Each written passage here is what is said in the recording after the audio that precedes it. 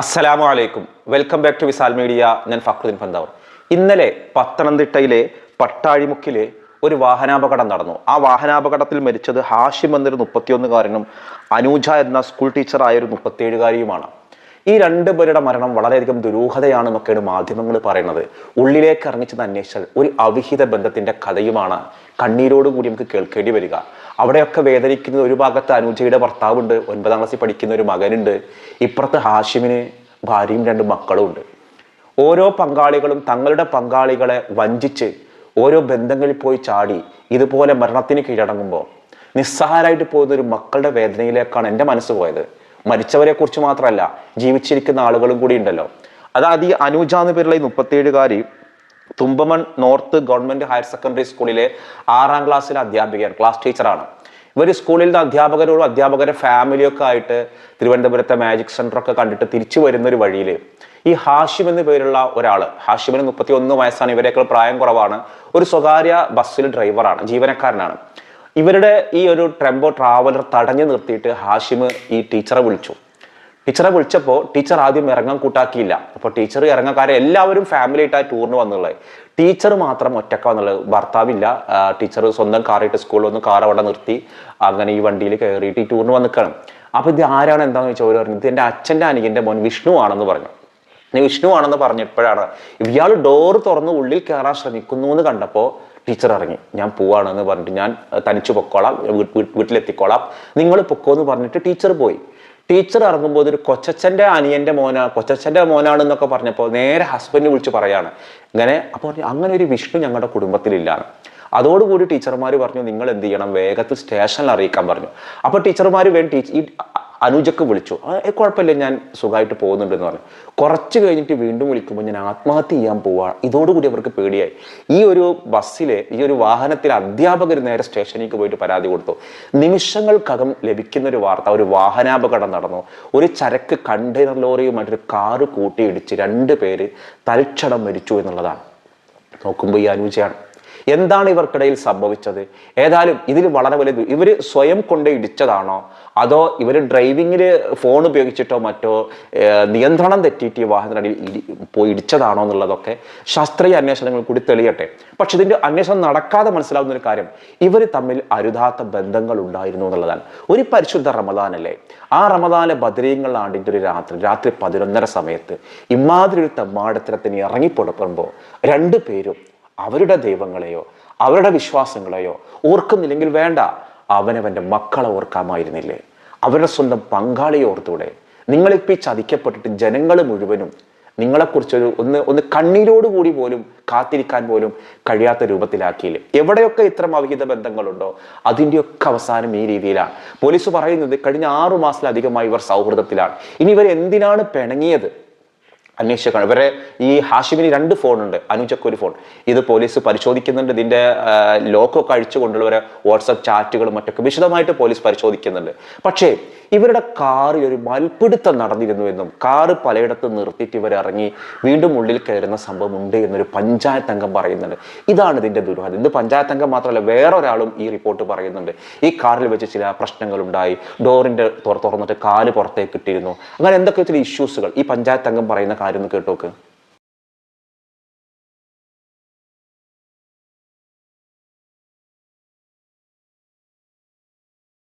ഇന്നലെ രാത്രി ഒരു 9:30-ക്ക് ശേഷം ഞാനും എൻ്റെ സുഹൃത്ത് ഗൂഗിളും കൂടി ഞങ്ങൾ കൊല്ലം വരെ പോയിട്ട് KP റോഡിലൂടെ വഴിയാണ് വന്നത്.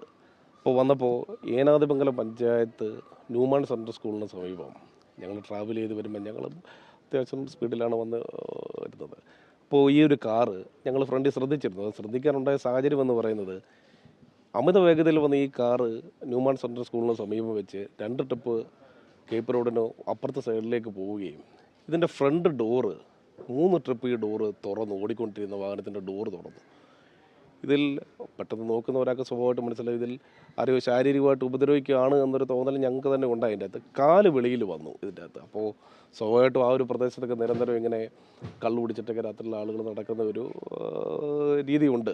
അപ്പോൾ അങ്ങനെയുള്ളൊരു പ്രശ്നമായിരിക്കുമെന്ന് ഞങ്ങൾ കരുതി ഞങ്ങൾ സത്യത്തിൽ അത് പോലീസിനെ ഇൻഫോം ചെയ്യാൻ പോയില്ല. പോലീസിനെ ഇൻഫോം ചെയ്താലും അവർ സ്റ്റേഷൻ്റെ ദൂരപരിധി വെച്ച് KP റോഡിൽ അവർക്ക് എത്താൻ കഴിയില്ല.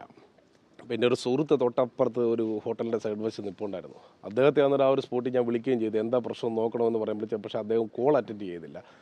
അതുകൊണ്ട് ഇതെന്താ സംഭവം എന്ന് പറയാൻ കഴിഞ്ഞില്ല. ഈ കുട്ടി അതിൻ്റെ മുഖം ഒന്നും നമുക്ക് വ്യക്തമായിട്ട് കാണാൻ കഴിഞ്ഞില്ല. ന്യൂമാൻ സെൻട്രൽ സ്കൂളിൻ്റെ തൊട്ടിപ്പുറത്ത് ഒരു മതിലിനോട് ചേർന്ന് ഈ സ്പീഡിൽ വന്ന് ഈ ഡോറ് തുറന്നുകൊണ്ട് തന്നെ ഈ വാഹനം അവിടെ നിർത്തിയിരുന്നു. ഈ പെണ്ണ് വെളിയിലേക്ക് ഇറങ്ങുകയും ചെയ്തു. നമ്മൾ പിന്നീട് അങ്ങ് വിട്ടുപോയി ഈ ഒരു സംഭവം ആയതുകൊണ്ട്. അപ്പോൾ അതിൻ്റെ അകത്ത് അങ്ങനെ ഒരു കാഴ്ച നമ്മൾ കാണാനിടയായി. ഇത് പിറ്റേ ദിവസം രാവിലെ ഈ വാർത്ത വരുമ്പോഴാണ് ഈ ഒരു സംഭവമാണെന്നുള്ളത് നമുക്കറിയാൻ കഴിഞ്ഞത്. അത് തോന്നലുണ്ട്. അത് തീർച്ചയായിട്ടും നമുക്ക് കാണുമ്പോൾ ഓടിക്കൊണ്ടിരിക്കുന്ന ഒരു വാഹനത്തിൻ്റെ ഫ്രണ്ട് ഡോറ് 3-4 ട്രിപ്പ് ഓപ്പൺ ആവുകയും ആ വാഹനം കൺട്രോളല്ല, അത് ഡ്രൈവ് ചെയ്യുന്ന ആളുടെ കൺട്രോളിലല്ലായിരുന്നു വാഹനം. ശാരീരികമായിട്ട് അതിൻ്റെ അകത്ത് എന്തെങ്കിലും ഒരു മൽപ്പിടുത്തം നടന്നിട്ടുണ്ടാകാനുള്ള 100% സാധ്യത തള്ളിക്കളയാൻ പറ്റുന്നതല്ല.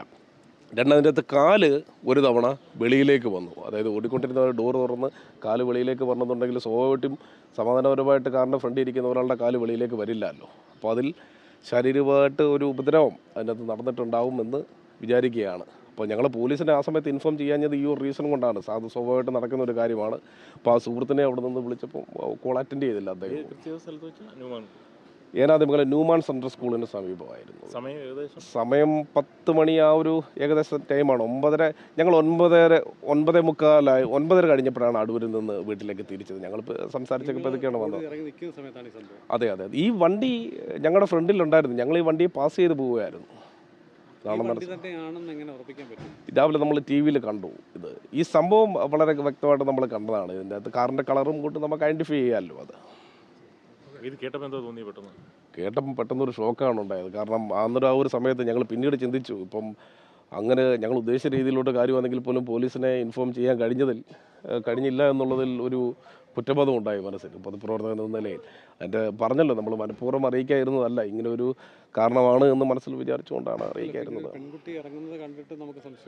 ഇല്ല, അത് തോന്നാത്ത കാരണം വെച്ചാൽ സ്വാഭാവികമായിട്ട് ഇപ്പോൾ ആണുങ്ങളായാലും പെണ്ണുങ്ങളായാലും രാത്രി ഇറങ്ങി നടക്കുന്നതിലോ കാറിൽ സഞ്ചരിക്കുന്നതിനോ നമ്മൾ മറ്റൊരു തലത്തിൽ ഞങ്ങൾ കാണുന്നില്ല. സ്വാഭാവികമായിട്ടും അവിടെ തൊട്ടപ്പുറത്തൊരു 100 മീറ്റർ അപ്പുറത്തൊരു ഹോട്ടൽ. ഈ സംഗതി ഇങ്ങനെയൊക്കെ ആണെങ്കിലും ഹാഷിമിന്റെ പിതാവ് ഹക്കീം പറയുന്നത് എന്റെ മോൻ ഒരിക്കലും അങ്ങനെ ചെയ്യില്ല. എല്ലാ മാതാപിതാക്കളും അങ്ങനെ തന്നെയാണ് മക്കളെ കുറിച്ച് നല്ല വിചാരമാണ്. പക്ഷെ അദ്ദേഹം പറയുന്നൊരു കാര്യമുണ്ട്, എന്റെ മകന്റെ കാര്യങ്ങൾ എന്താണെന്ന് ഫുള്ളായിട്ട് അവൻ പറയലില്ല. മകനെങ്ങനെ ആളുകളെ സഹായിക്കുന്ന ഒരാൾ, ആ മകനെ കുറിച്ച് നല്ലത് മാത്രമാണ് ആ പിതാവിന് അറിയൂ. എല്ലാ മനുഷ്യരെ കുറിച്ചും അങ്ങനെ തന്നെ. ഓരോരുത്തരുടെ മുന്നിൽ ഓരോ ആളുകളാണ്. ഓരോരുത്തർ ഞാൻ എന്നത് എൻ്റെ ഭാര്യയുടെ മുന്നിലുള്ള ആൾ പോലെയല്ല എൻ്റെ ഫ്രണ്ട്സിന്, എൻ്റെ മക്കളുടെ മുന്നിൽ, അങ്ങനെ എൻ്റെ സുഹൃത്തുക്കളുടെ മുന്നിലൊക്കെ വ്യത്യസ്തമായ ഫക്രുദ്ദീനാണ്. അതുപോലെ ഹക്കീമിന്റെ പിതാവിന് നല്ലതേ പറയാനുള്ളൂ. ആ ഒരു പിതാവിന്റെ വാക്കുകൾ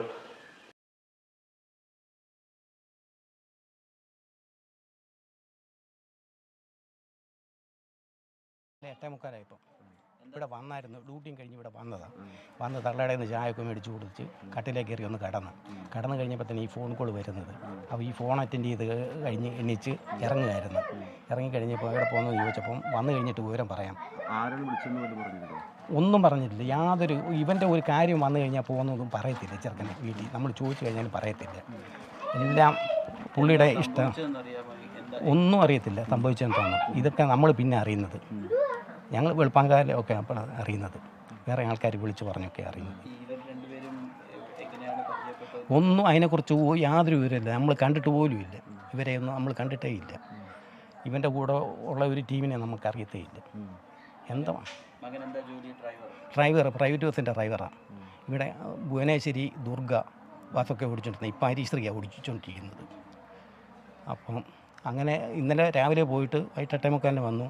തള്ളയുടെ കൂടെ ചായയൊക്കെ മേടിച്ച് വരുമ്പോൾ ചായ വേണം കുടിക്കാൻ. ചായയൊക്കെ കുടിച്ച് കട്ടിലേക്ക് കയറി ഒന്ന് കടന്നപ്പോഴത്തേന് ഈ ഫോൺ കോൾ വന്നത്. ഒന്നുമില്ല. ഇവൻ്റെ ജീവിതത്തിൽ അവനെ അങ്ങനെ ചിന്തിക്കാനേ ഒക്കത്തില്ല. എന്ന് വെച്ചാൽ അത്ര സ്റ്റാമിന ഉള്ള ഇറക്കന. ഇവനെ വലിയ കാര്യമല്ല എല്ലാവർക്കും. ആർക്ക് എവിടെ ആപത്ത് ഇവിടെ കൊണ്ടുണ്ടല്ലേ അവരെ സഹായിക്കാനായിട്ട് മുൻപന്തി ചാടിയും പോകും. വണ്ടി എടുത്തുകൊണ്ട് പോകും. അവരെ ഹോസ്പിറ്റലിൽ കൊണ്ടുപോകണമെങ്കിൽ ഹോസ്പിറ്റലിൽ കൊണ്ടുപോകും. അവർക്ക് വേണ്ട നല്ല സഹായങ്ങൾ ചെയ്യും. അതിനകത്ത് ഫൈനാൻസിന് ബുദ്ധിമുട്ടുണ്ടെങ്കിൽ അത് വരെ അറേഞ്ച് ചെയ്ത് കൊടുത്തിട്ട് അതിൻ്റെ എല്ലാം സുഖം ആസ്വദിച്ചുകൊണ്ടേ പുള്ളി തൃപ്തിയായിട്ടൊക്കെ വരത്തുള്ളൂ. ഇവിടെ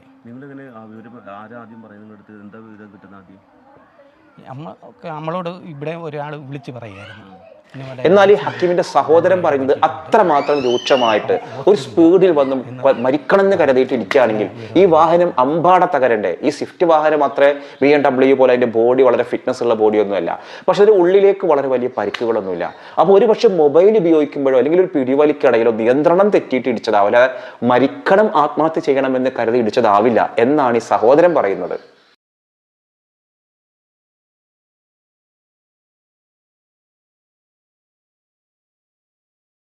രാത്രിയാണ് ഞങ്ങൾ ഇത് അറിയുന്നത്. ഇതറിഞ്ഞ് ഞങ്ങൾ ഉടൻ തന്നെ സ്ഥലത്തെത്തുകയും ഇത് ഈ സംഭവ സ്ഥലം ഞങ്ങൾ സന്ദർശിക്കുകയും ചെയ്തതാണ്. ഇതുമായിട്ട് ബന്ധപ്പെട്ട് ഈ വളരെയേറെ വാർത്തകൾ വരുന്നു. ഇത് ദുരൂഹതയുള്ള ഒരു അപകടമാണെന്ന് പറയുന്നു. അപ്പം ഇപ്പോൾ ഈ ലോറി ഡ്രൈവർ തന്നെ നമ്മൾ റിപ്പോർട്ടർ ടിവിയോട് പ്രതികരിച്ചിരിക്കുന്നത് കാർ അമിത വേഗതയിലായിരുന്നു, അവിടെ ഒരു ഓവർടേക്കിംഗ് നടന്നിട്ടില്ല, നേർക്കുനേർ വന്ന് ദിശ തെറ്റി വന്ന് ലോറിയിലേക്ക് ഇടിച്ചു കയറുക എന്നാണ് റിപ്പോർട്ടർ ടിവിയോട് ലോറി ഡ്രൈവർ പറഞ്ഞിരിക്കുന്നത്. ഈ പട്ടാഴിമുക്ക് എന്ന് പറയുന്ന സ്ഥലം ഞങ്ങൾ ചെന്ന് നോക്കിയതാണ്. അവിടെ കണ്ടപ്പോഴത്തേക്കിന് അവിടെ ആ ജംഗ്ഷൻ ഇച്ചിരി കൺജസ്റ്റഡ് ആയിട്ടുള്ള ഒരു സ്ഥലമാണ്. മാത്രവുമല്ല ഈ വണ്ടിയുടെ അകത്തെ ഇന്റീരിയർ വിഷ്വൽ നിങ്ങൾ ശ്രദ്ധിച്ചു കഴിഞ്ഞാൽ മനസ്സിലാകും. ഒരു നല്ല ഹൈ ഇമ്പാക്റ്റിൽ ഓവർ സ്പീഡിൽ നടന്ന ഒരു ആക്സിഡന്റ് ആണെന്നുണ്ടെങ്കിൽ തീർച്ചയായിട്ടും ഈ വണ്ടിയുടെ ഈ സീറ്റിലേക്ക് കൂടുതലും ഈ സ്റ്റിയറിംഗ് കയറി വരികയും അല്ലെന്നുണ്ടെങ്കിൽ ഫ്രണ്ട് ചേസ് സഹിതം ഫ്രണ്ടും കൂടുതലും ഉള്ളിലേക്ക് വരുന്ന ഒരു സ്ഥിതി നമുക്ക് കാണാൻ സാധിക്കും. ഇത് ഇവിടെ വളരെ തീർത്തും വ്യത്യസ്തമായാണ്. ഇത് ഇവിടെ നിന്ന് ഇദ്ദേഹം ഈ ഇരിക്കുന്ന ഡ്രൈവറുമായിട്ട് ഈ സ്റ്റിയറിങ്ങിന് വളരെ നല്ല ദൂരമുണ്ട്. മാത്രമല്ല അകത്തേക്ക് അത്രമാത്രം ഒരു ഇഞ്ചുറീസ് വന്നിട്ടില്ല. ഈ വണ്ടിയുടെ ഫ്രണ്ട് ഈ ലോറിയുടെ ഫ്രണ്ടിലെ നല്ല സ്ട്രെങ്ത് ആയിട്ടുള്ള ഗ്രില്ലാണ് ഉണ്ടായിരുന്നത്. അപ്പോൾ അത് കാരണം ഇത് ഇടിച്ച് ഈ സ്വിഫ്റ്റ് എന്ന് പറയുന്ന ഈ സ്വിഫ്റ്റ് ഡിസയർ എന്ന് പറയുന്നത് ബോഡിയുടെ ഈ സ്ട്രെങ്ത് എന്നൊക്കെ പറയുന്നത് അത്രമാത്രം ഒന്നും സഫീഷ്യൻ്റ് അല്ല. ഇടിച്ചപ്പോഴത്തേക്കിന് അതിൻ്റെ ആ രീതിയിലുണ്ടായ ഒരു ആഘാതത്തിൽ ഇത്രയും വന്നെങ്കിലും ഉള്ളിലോട്ട് അത്രമാത്രമുള്ള ഒരു ഇത് കാണാൻ സാധിക്കുന്നില്ല. അതുകൊണ്ട് ഞങ്ങൾക്ക് ഇത് ദുരൂഹതയുണ്ടോ എന്ന് പറയുന്നത് എന്ത് തരം ദുരൂഹതയാണ് ഇവിടെ നിന്ന് ഞങ്ങൾക്ക് മനസ്സിലാകുന്നില്ല. നിങ്ങൾ എന്തായാലും ഇക്കാര്യത്തിൽ സമഗ്രമായിട്ടുള്ള അന്വേഷണം വേണമെന്ന് പോലീസിനോട് ആവശ്യപ്പെട്ടിട്ടുണ്ട് അല്ലേ? CCTV ദൃശ്യങ്ങൾ എടുക്കുകയും അതുമാത്രമല്ല ഹാഷിം ഈ അപകടം നടക്കുമ്പോൾ ഇദ്ദേഹം ഫോൺ ഉപയോഗിക്കുകയോ വല്ലതും ചെയ്തിട്ടുണ്ടോ, ആ സമയത്ത് ശ്രദ്ധ വല്ലതും തെറ്റിയാണോ ഇത് ഈ വണ്ടി എതിർ ദിശയിൽ കയറിയതെന്നുള്ളത് തീർത്തും ഒന്ന് പരിശോധിക്കും. മാത്രമല്ല പോസ്റ്റ്മോർട്ടം റിപ്പോർട്ട് വരാൻ കിടക്കുന്നു. അതിലെന്താണ് ഈ മദ്യക്കുപ്പി എന്നും മറ്റുമെല്ലാം ആരോപിക്കുന്നത്, അത് ശരിയാണോ എന്നുള്ളത് വണ്ടിക്കകത്ത് എന്തായാലും ഇക്കാര്യത്തിൽ പോലീസ് അന്വേഷണം നടക്കട്ടെ, ശാസ്ത്രീയമായ അന്വേഷണം നടക്കുന്നുണ്ട്. പക്ഷെ നമുക്ക് പറയാനുള്ളത് CCTV ദൃശ്യങ്ങൾ അവനവന്റെ ബന്ധങ്ങളിൽ സ്വന്തം പങ്കാളിയെ പറ്റിച്ചിട്ട് ഒരു ബന്ധം ഉണ്ടാക്കുമ്പോൾ ഇല്ലാതാകുന്നത് നിങ്ങളെ മാത്രം സ്നേഹിക്കുന്ന ഒരു സ്ത്രീയോ പുരുഷനോ ആണ്. ആ ഒരു അനൂജയുടെ ഭർത്താവും ഹാഷിമിന്റെ ഭാര്യയും, ഹാഷിമിന് ഇന്നലെ കബറടക്കി, അനൂജയുടെ സംസ്കാര കർമ്മങ്ങൾ ഇന്നാണ്. എന്തുമാത്രം വേദനിക്കുന്നുണ്ട്. ഒരു വേദനയോടെ അല്ലാതെ സ്വന്തം പങ്കാളി അവർക്ക് ഓർക്കാൻ കഴിയുമോ? നാണക്കേട്. അവിഹിതങ്ങൾക്ക് ഇറങ്ങി പുറപ്പെടുന്ന ആളുകൾക്ക് നോമ്പും റമദാനൊന്നുമില്ല. റീൽസിലൊക്കെ കാണാം കാമുകിയുമായുള്ള നോമ്പ് തുറകൾ എന്ന് പറഞ്ഞാൽ നിസ്കാരമൊന്നുമില്ല. ഇങ്ങനെ മാളിൽ ഇങ്ങനെ അടിച്ചു പൊളിച്ച് നടന്ന് നോമ്പ് തുറയുടെ റീൽസ് നടക്കും. അതൊന്നുമല്ല. ഭക്ഷണം കഴിക്കാതിരുന്നിട്ട് ആ ഭക്ഷണം കഴിക്കൽ തുടങ്ങുന്നതിന്റെ പേരല്ല ഇഫ്താർ. അപ്പൊ നമുക്ക് നേരും നെറിയൊക്കെ പോയി. ഇത്തരം എല്ലാത്തിന്റെ പിന്നിലും ഈ അവിഹിത കഥകൾ മാത്രമേ ഉള്ളൂ. പടച്ചോൻ കാക്കട്ടെ എന്ന് പ്രാർത്ഥിക്കാൻ. അപ്പോൾ ഓക്കെ, നമ്മൾ ഇന്നത്തെ ഒരു ചോദ്യം, വിശുദ്ധ ഖുർആനിലെ ഒരു ആയത്തിന്റെ ഏറ്റവും ദൈർഘ്യം നീളം കൂടിയ ഒരു ആയത്ത്, ആ ആയത്തിൽ പറയുന്ന ടോപ്പിക് എന്താണ്, എന്ത് വിഷയമാണ് ആ ദൈർഘ്യം നിറഞ്ഞ ആയത്തിൽ പറയുന്നത് എന്നുള്ളതാണ് ചോദ്യം. ഉത്തരം നിങ്ങൾ കമന്റ് ചെയ്യണം. മറ്റൊരു ദിവസം മറ്റൊരു വീഡിയോയുമായി വീണ്ടും കാണാം. അസ്സലാമു അലൈക്കും.